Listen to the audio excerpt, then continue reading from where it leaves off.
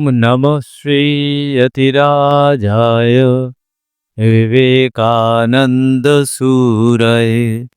सच्चित्सुखस्वरूपाय स्वामिने तापहारिणे।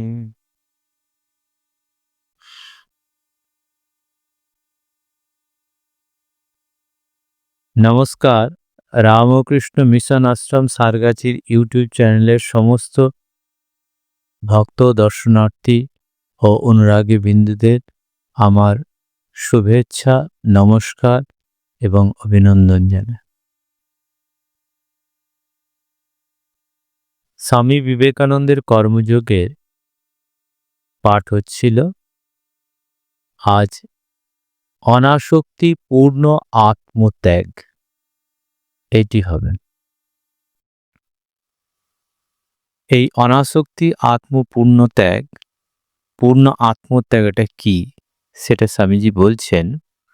প্রথমে বলছেন যে আমরা যখন কাজ করি আমাদের ভিতরে থেকে একটা চিন্তা সেটা কর্মে পরিণত হয়, সেটা বাইরে বেরোয়। কর্মে পরিণত হওয়ার অর্থ বাইরে বেরোয়। সেটা কীরকম? কায় মনোবাক্য দ্বারা কৃত হয়। মানে আমার শরীর, আমার হাতটা আমি নাড়ছি, মুখটা বলছি, আমার মনটা তার সঙ্গে সংযুক্ত হচ্ছে, তবেই আমরা কর্মটা হয়।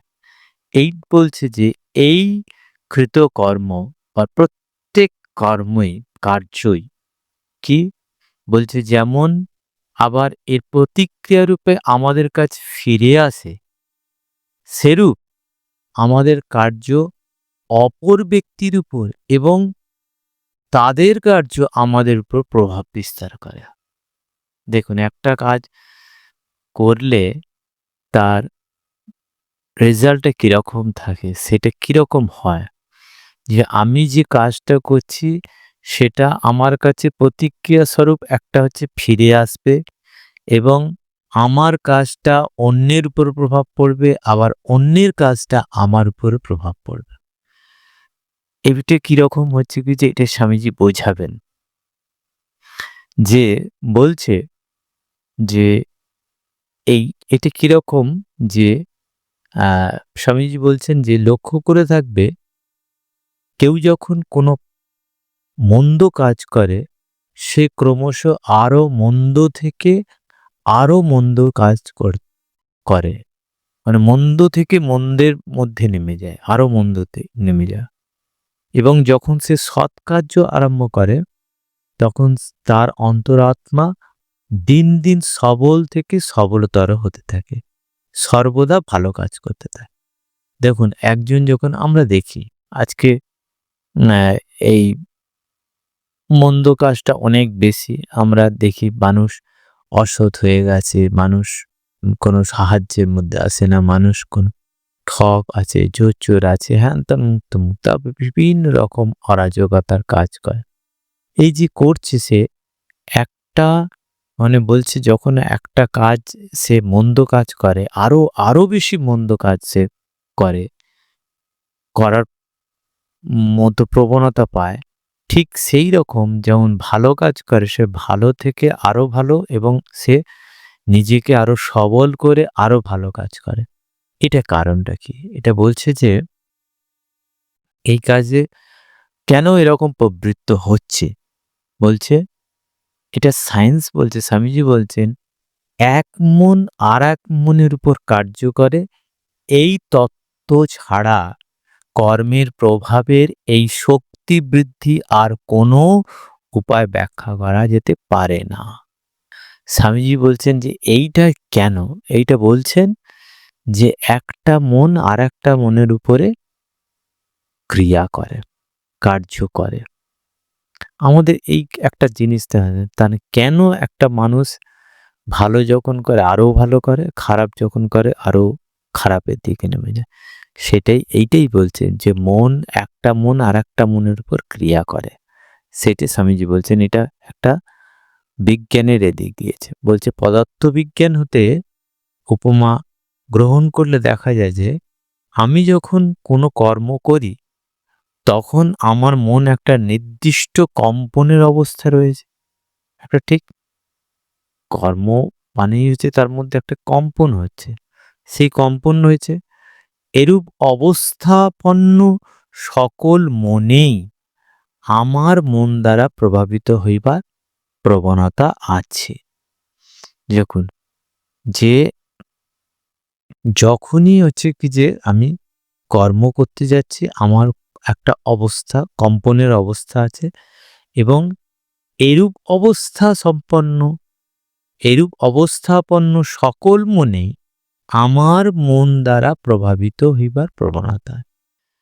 মানে যে যে মন নিয়ে আমি কাজ করতে যাচ্ছি, ঠিক ওই রকম মনের কম্পন বিশিষ্ট যখনই হবে, স্যার আমার মনটা তার মনের উপর প্রভাবিত হবে। এটাই স্বামীজি বলছেন। বলছে যে যদি কোনো, এটাকে সায়েন্সের আমরা সুরের মধ্যে দিয়ে দেখাচ্ছে, বাদ্যযন্ত্রের মধ্যে দিয়ে বলছেন স্বামীজি যে যদি কোনো ঘরে এক সুরে বাঁধা বিভিন্ন বাদ্যযন্ত্র থাকে, তার একটিতে আঘাত করিলে অপরগুলিও সেই সুরে বেজে ওঠার প্রবণতা হয়তো লক্ষ্য করেছ। স্বামীজি বলছেন যে এটা আমরা দেখেছি যে যে যদি আমি যে একই টিউনে যদি আমি ধরুন এখানে ঘরের মধ্যে অনেকগুলো তানপুরা রাখি এবং একটা তানপুরা যদি বাজাই, ওইগুলো বাজতে থাকে। তবলাকেও আমরা যদি রাখি, একটা তবলা বাজালে সেগুলোকেও বাজতে থাকে।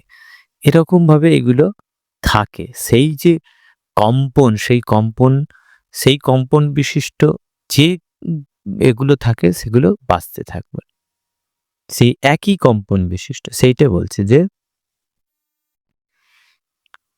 ঠিক সেই রকম এরকম যে সকল মন এক সুরে বাঁধা, ঠিক স্বামীজি বলছেন যে বাদ্যযন্ত্রগুলো যেমন সুরে বাঁধা থাকলে একটাকে আঘাত করলে, মানে একটাকে বাজালে অন্যগুলো বাজতে থাকে, কাঁপতে থাকে, বাজতে থাকে।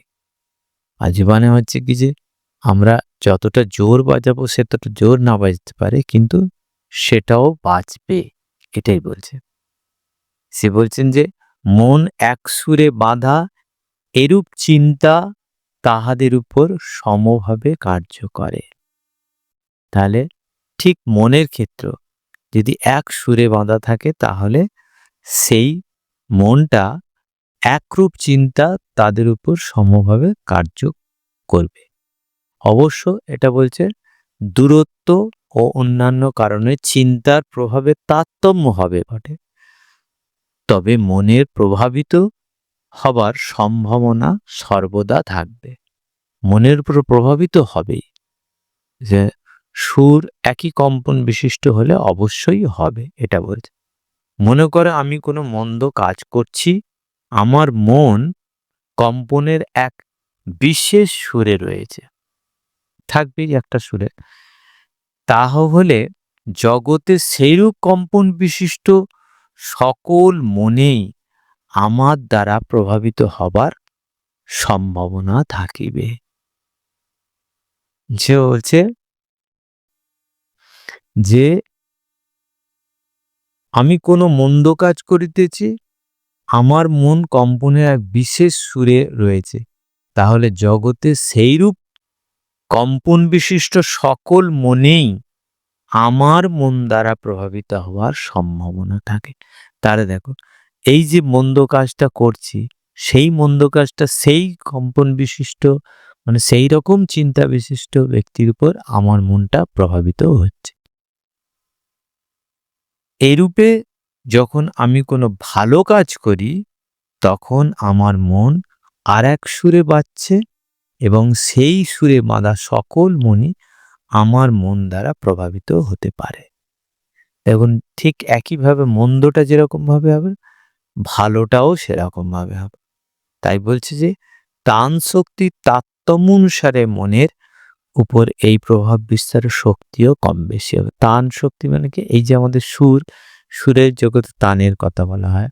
সুর, তান, লয়, মান এরকম বলেন না? তান হচ্ছে কি যে সুরের বিস্তারটাকে কমছে বাড়াচ্ছে, এই যে একটা থাকে, এটা একটা তান বলে। সেই তানের হচ্ছে কি যে তারতম্য, তার শক্তির তারতম্য অনুসারে যেন খুব ক্ষীণভাবে যদি বাজায়, খুব আস্তে বাজে, তখন নিশ্চয়ই সেটা সেই সুরটা আর যেগুলো আছে সেই কম্পন বিশিষ্ট নাও বাজতে পারে, কিন্তু যখন একটু বাড়াবে তখন বাজতে থাকে, এটা বল।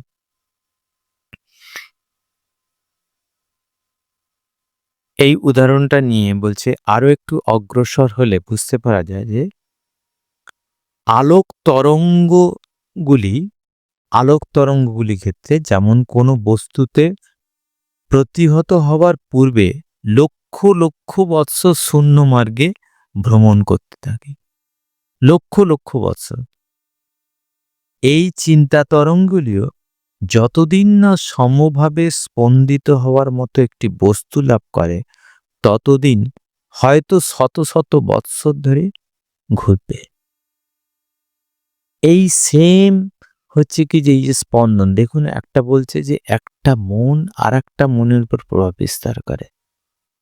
আমরা এখন ওই ফ্রিকোয়েন্সির ব্যাপারটা, মানে এই কম্পনের ব্যাপারটা দেখুন, একক কম্পন মানে আমি যখন কাজ করতে যাচ্ছি একটা কম্পন বিশিষ্ট হয়, এবং সেই কম্পন বিশিষ্ট আমার যে মনের মধ্যে যে কম্পন তৈরি হচ্ছে সেই কম্পন বিশিষ্ট মনের উপর আমার কাজটা সেটা প্রভাবিত হবে। ঠিক সেই যেরকম মনে হচ্ছে যেমন আমরা এই যে ওয়েবগুলোকে, আমরা টিভি দেখছি, রেডিও শুনছি, আমরা মোবাইলে যন্ত্র বাজছে, ঠিক কিন্তু না একই। আজকে এখানে ধরুন মোবাইল আছে, 10টা মোবাইল আছে। এবারে সেই মোবাইলের যে ফ্রিকোয়েন্সিতে মানে ওয়েবটা ভেসে আসছে, সেই এতগুলো মোবাইল আসছে, কিন্তু একটি মোবাইল সেই ফ্রিকোয়েন্সিটার সঙ্গে মার্চ করলো, তবে যখনই মার্চ করে তখন সেই মোবাইলটা বেজে উঠল। তা ঠিক সেই রকম আমাদের জগতে আমি যখন কাজটা করছি বা কেউ যখন কাজটা করছে, সেই কাজটা ভালো হোক মন্দ হোক, তার যে ফ্রিকোয়েন্সি তৈরি হয়, তার যে মধ্যে কম্পন তৈরি হয়, সেই কম্পন বিশিষ্ট অন্য কোনো মন যখন থাকবে তখন সেটা দ্বারা প্রভাবিত হবে।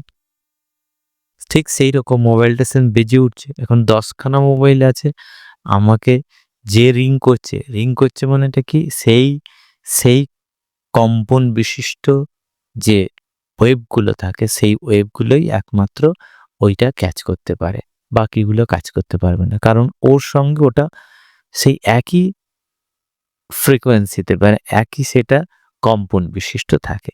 ঠিক সেই রকম, তাই এইরকম যে আলোক তরঙ্গ বলছে, আলোক তরঙ্গ যখন লক্ষ লক্ষ বছর ধরে সে যেন শূন্যের মার্গের মধ্যে দিয়ে আসছে, যতক্ষণ সে প্রতিহত হবে ততক্ষণ সে চলতেই থাকে। আমরা নক্ষত্রে যখন যে আলোটা দেখি, অনেক সময় সেই আলোটা দেখি, টিপ করে দেখলাম আবার চলে গেল, তার মানে সেটা দেখা গেছে কত বছর ধরে সেই আলোটা আসছে, এই পৃথিবীতে আসছে। তেমন সেটা একবার, ওই যে একবার হলো মানে সেটা অনেক বছর আগে ওটা ওই ফ্ল্যাশটা হয়েছে, সেটা আমরা আজকে পেলাম, কারণ এর মধ্যে কোনো প্রতিহত হয়নি, সেই জন্য শূন্য মার্গের মধ্যে দিয়েছে, মানে কয়েক বছর, কয়েক হাজার বছর, কয়েক লক্ষ বছর ধরে সেটা আসতে থাকে এরকম। ঠিক সেই রকম বলছে যে চিন্তা তরঙ্গগুলি, ঠিক চিন্তা তরঙ্গ যতদিন না সমভাবে স্পন্দিত হওয়ার মতো একটি বস্তু লাভ করে ততদিন শত শত বৎসর ধরিয়ে বলবে। এই যে ওয়েবটা আমরা যখন যে মেসেজ ছাড়ছি, একটা মেসেজ ছাড়ছি, আমি একটা হচ্ছে কি যে কি বলে হচ্ছে কি যে হোয়াটসঅ্যাপে বলুন, ফেসবুকে বলুন বা যা কোনো কিছুতে আমি একটা মেসেজ ছাড়ছি, তো মেসেজ মানে হচ্ছে একটা তো তরঙ্গ, সেই তরঙ্গটা একটা সেই তরঙ্গ মানে কম্পন, সেই কম্পন বা তরঙ্গটা সেটা ছাড়া হচ্ছে, সেই যতক্ষণ না সেই কম্পন বিশিষ্ট বা সেই তরঙ্গ বিশিষ্ট জিনিসটাকে না পাচ্ছে যন্ত্রটা, ততক্ষণ সে এই এই এর মধ্যেই পৃথিবীর মধ্যে ভাসতে থাকছে, ঠিক সেই রকম সে যখনই সেটা ধরুন সেই মোবাইলটা যখনই অন করবে তখনই সে সেটার মধ্যে ঢুকে যাবে বা সেটার মধ্যে একটা ক্রুং করে আওয়াজ হবে বা কিছু একটা হবে। মিউজিকের মধ্যে থাকলে মিউজিক, না হলে এমনি ভাইব্রেশন হতে পারে। তা ঠিক সেই রকম যে আমাদের সেই ভাবে স্পন্দিত হওয়ার মতো বস্তু না থাকে, শত শত বৎসর ধরে সে ঘুরতে থাকে। এই জন্যই বলছে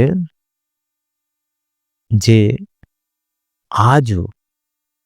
আজও যারা যোগী পুরুষ, যারা গুহার মধ্যে গিরি গুহার মধ্যে বসে তাদের শুভ চিন্তাকে, তারা বৃহৎ চিন্তাকে, তাদের অনন্ত চিন্তাকে যখন সেই ইথারের মধ্যে মানে বাতাসের মধ্যে বা আকাশের মধ্যে তারা সেই চিন্তাটা মানে প্রেরণ করে, সেই চিন্তা কিন্তু সে জগতের মধ্যে এরকম হয় যতক্ষণ না সেই স্পন্দন বিশিষ্ট পাচ্ছে ততক্ষণ সেটা ঘুরতে থাকে জগতে, যখনই পায় তখনই। এই জন্য দেখুন না সাধক কত শক্তি সম্পন্ন হয়ে যাচ্ছে, কারণ সে তার সেই ফ্রিকোয়েন্সিতে সে অনেক বেশি শক্তি পাচ্ছে জগতের। তার মানেটা কি? ঈশ্বরের কাছে, আমরা বলি ঈশ্বরের কাছ থেকে শক্তি পাই। তার মানে ওই চিন্তার বিশিষ্ট যখনই আমাদের মনটা তৈরি হয়, যখনই আমাদের বুদ্ধি তৈরি হয়, তখনই আমরা কি করি? সেইটাকে ধরার মতো আমাদের ক্ষমতা হয়, তখন আমরা সেটাকে ধরতে পারি, আমরা প্রভাবিত হই। একইভাবে আমার চিন্তাটা ওই মানুষের কাছে প্রভাবিত হয়। সেটাই বলছে যে খুব সম্ভব আমাদের এই বায়ুমণ্ডল এরূপে ভালো মন্দ উভয় প্রকার চিন্তা তরঙ্গে পরিপূর্ণ। এই বায়ুমণ্ডলটা সব সময় এরকম ভাবে ভালো মন্দ চিন্তা। এই জন্য ভালো কাজ করলে সে আরো ভালো থেকে আরো ভালোর দিকে যায়, খারাপ কাজ করলে সে আরো খারাপ দিকে চলে যায়। কারণ সেই চিন্তা তরঙ্গ এখানে আছে, সেই চিন্তা তরঙ্গ সাথে ক্যাচ করবে। বিভিন্ন মস্তিষ্ক হতে প্রসূত প্রত্যেকটি চিন্তা যেন এরূপ স্পন্দিত হয়ে ভ্রমণ করছে, যতদিন না উহা একটি উপযুক্ত আধার প্রাপ্ত হয়। যখনই সে আধার প্রাপ্ত হয় তখনই সেখানে সেটা ক্রিয়াশীল হতে থাকে, না হলে সেটা বাতাসের মধ্যে এই ভূমণ্ডলের মধ্যে ঘুরতে থাকে। যে কোনো চিত্ত এই আবেগসমূহের কিছু গ্রহণ করার জন্য উন্মুক্ত হয়েছে। যে কোনো চিত্ত মানে এমন একটি কি আমাদের এই মন বুদ্ধি চিত্ত সেই চিত্ত যে আবেগসমূহের কিছু গ্রহণ করার জন্য উন্মুক্ত হয়েছে, সেই চিত্ত শীঘ্রই ওইভাবে স্পন্দিত হয়। আমরা যখনই হচ্ছে কি যে সেই প্রার্থনা, সেই আকুলতার মধ্যে দিয়ে আমরা যখনই এগোই, তখনই আমাদের মন সেগুলোকে ভরে যায়। আপনি যেন আমরা সেই চিন্তা পুষ্ট হয়ে যাই। কারণ কি? কারণ হচ্ছে কি যে এই জগতের মধ্যে সেই তরঙ্গ ভেসে বেড়াচ্ছে। শুধু এই জন্য বলছেন না, কৃপা বাতাস বইছে, শুধু সেই কৃপা বাতাস অনুভব করার মতো নিজেকে প্রস্তুত হও। ঈশ্বরের ভাষা আসছে, ঈশ্বরের শব্দ আসছে, ঈশ্বর বলছেন, কিন্তু আমার নিজের কান আমি তৈরি করতে পারি না। ওই জন্য বলছে কান তৈরি করা। আমরা যখন ঈশ্বরের কাছে প্রার্থনা করি, ঠাকুরের কাছে প্রার্থনা করি, আমরা কি হচ্ছে সাধারণ মানুষ, আমরা মনে হচ্ছে একতরফা, কই ঈশ্বর তো কিছু বলছেন না। ঈশ্বর অবশ্যই বলছেন। যে চিন্তা আমরা পেতে চাইছি, সেই চিন্তার আধার বিশিষ্ট যখনই আমরা হব, তখনই আমাদের মধ্যে সেই উত্তরটা আমরা পাবই পাব। ওই জন্য বলছেন বলছেন কে? যে শ্রীমৎ স্বামী বুদ্ধিসানন্দ মহারাজ বলছেন, ঈশ্বরের শোনার জন্য কান তৈরি করতে হবে। তার মানে আধার তৈরি হতে হবে। এই আধার হলেই আমরা অবশ্যই সেই ফ্রিকোয়েন্সিকে অ্যাকসেপ্ট করার মতো ক্ষমতা থাকবে এবং তখনই আমরা শুনতে পাবো। সেটাই বলছেন যে জগতে এরকম স্পন্দন হচ্ছে এবং সেই চিত্ত শীঘ্রই ওইভাবে স্পন্দিত হবে। সুতরাং যখন কেহ অসৎ কর্ম করে তখন তার মন এক বিশেষ স্তরে উপনীত হয়, আর সেই সুরের সকল তরঙ্গ পূর্ব হতে বায়ুমণ্ডল রয়েছে সেগুলি তার মনে প্রবেশ করার চেষ্টা করে। দেখুন, আগে থেকে বায়ুমণ্ডলে আছে, যখনই সে সেই কাজটা করছে সেটা তার মধ্যে ঢুকে পড়ছে যেন। এই জন্য যে অসৎ কাজ করে সে সাধারণত দিন দিন আরো বেশি অসৎ কাজ করতে থাকে। তার কর্ম ক্রমশ প্রবল হতে থাকে। দেখুন, যে অসৎ কর্ম করছে, এক বিবেককে যখন দংশন করে অসৎ কাজ করতে যায়, আমরা বিবেককে দংশন, মিথ্যে কথা বলা, আমরা মিথ্যে কথা বলি না, মিথ্যে কথা বলতে পারি না, কিন্তু মিথ্যে কথা আমি যখন বলতে যাচ্ছি তখন আমার বিবেকে মিথ্যে কথাটা বলবো, আমি ওকে ঠকাবো, আমি এটা খুন করব, আমি ওকে এরকমভাবে অপদস্থ করব। প্রথম চায় না, যায় বিবেককে ক্র্যাশ করে খারাপ কাজ করে, একবার খারাপ কাজ করে, দুবার খারাপ কাজ, তিনবার, তারপরে অনর্গল করছি, কারণ সেই ফ্রিকোয়েন্সি আমাকে যেন যোগাচ্ছে ঈর্ষা। ঠিক একইভাবে আমরা যখন ভালো কাজ করি, সৎ কাজ করি, ক্রমশ প্রবল থেকে প্রবল হতে থাকি, যে তার পক্ষে আরো ভালো কাজ করার মতো সে ক্ষমতা সম্পন্ন হয়। কারণ ওই একই জিনিস সেই ফ্রিকোয়েন্সি সে ভাসছে, সেই ফ্রিকোয়েন্সি সে গ্রহণ করার মতো আধার তৈরি হচ্ছে, তাহলে আরো বেশি বায়ুমণ্ডলের শুভ তরঙ্গ দ্বারা প্রভাবিত হবার সম্ভাবনা। সুতরাং শুভ কর্মগুলি অধিক শক্তি লাভ করবে। অতএব অসৎ কর্ম করতে গিয়ে দু প্রকার বিপদে আমরা পড়তে পারি। কি কি দু প্রকার বিপদ? প্রথমত, আমাদের চারিদিকে অসৎ প্রভাবগুলিতে আমরা যেন গা ঢালিয়া দিই। দেখুন, প্রথম বিপদে আমরা পড়তে পারি কি? প্রথমত, আমাদের চারিদিকে অসৎ প্রভাবগুলিতে আমরা যেন গা ঢালিয়া দিই। দ্বিতীয়ত, আমরা নিজেরা এরূপ সব অশুভ তরঙ্গ সৃষ্টি করি যেগুলি শত শত বৎসর পরেও অপরকে আক্রমণ করতে পারে। এই দেখুন, এটা একটা ভয়ঙ্কর জিনিস যে আমরা প্রথমত আমরা এইটার সঙ্গে জড়িত হলাম এবং যে কাজটা করলাম সেই কাজটা, সেই তরঙ্গটা, সেই অশুভ তরঙ্গটা শত শত বৎসর ধরে এটা আক্রমণ করতে থাকে। আজও আমরা সেই আদিম মানুষের মতো বর্বরতা, আমরা পাশবিক বর্বরতা, আজও আমরা লুটেরার বর্বরতা, আজও আমরা দেশদ্রোহিতার বর্বরতা, আজও আমরা হচ্ছে কি যে সাম্প্রদায়িকের বর্বরতা, সমস্ত বর্বরতাটা আমরা আজও কেন দেখতে পাচ্ছি? কারণ হচ্ছে কি যে সেই তরঙ্গ আছে, সেই তরঙ্গ আছে। যখনই একজন করতে যায় তখনই সে তরঙ্গের মধ্যে মার্জ হয়ে যায়। এই জন্যই এত বলছে আমাদের যে চরিত্র তৈরি করতে স্বামীজি বারবার বলছেন। কারণ সৎ কর্ম করতে করতে করতে করতে করতে করতে এমন একটা স্বাভাবিক হবে যে তার এই অসৎ কর্মের তরঙ্গ যেন তাকে আর স্পর্শ করতে না পারে। সেই জন্য বলছেন যে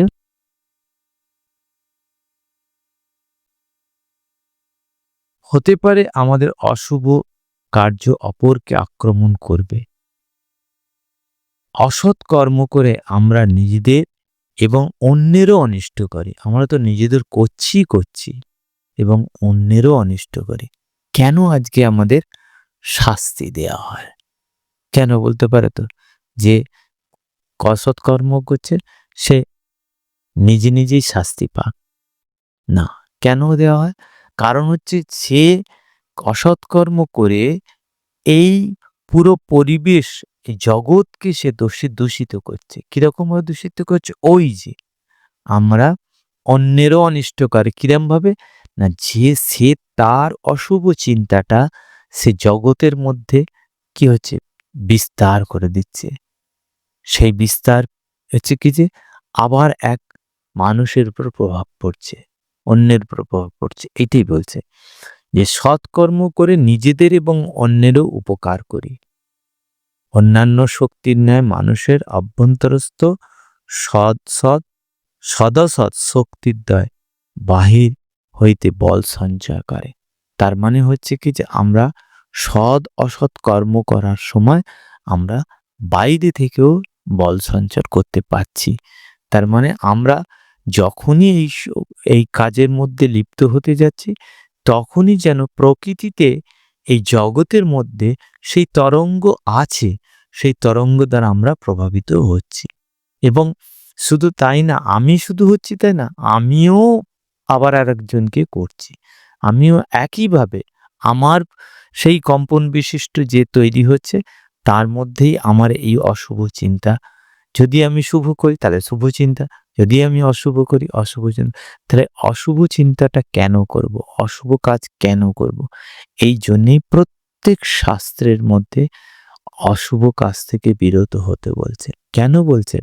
কারণ জগৎকে আরো বেশি আমি তো নিজেকে খারাপ করছি এবং অন্যকেও খারাপ করছি। কিরকমভাবে খারাপ করছি? একদম সায়েন্সের মতো বুঝিয়ে দিল যে আমার সেই অশুভ চিন্তাটা, সেই আমার অশুভ তরঙ্গটা এই জগতের মধ্যে বিস্তার করে এবং যখনই সেই তরঙ্গ বিশিষ্ট, যখনই আমাদের কোনো মানুষ আসে, সেও সেটাতে প্রভাবিত হয়। এই জন্যই বলছেন যে এতটা আমাদের সাবধান থাকতে হয়। সব সময় সাবধান থাকতে হয়। 24 ঘন্টা সাবধান। ওম শান্তি শান্তি শান্তিঃ। হরিঃ ওম তৎসৎ।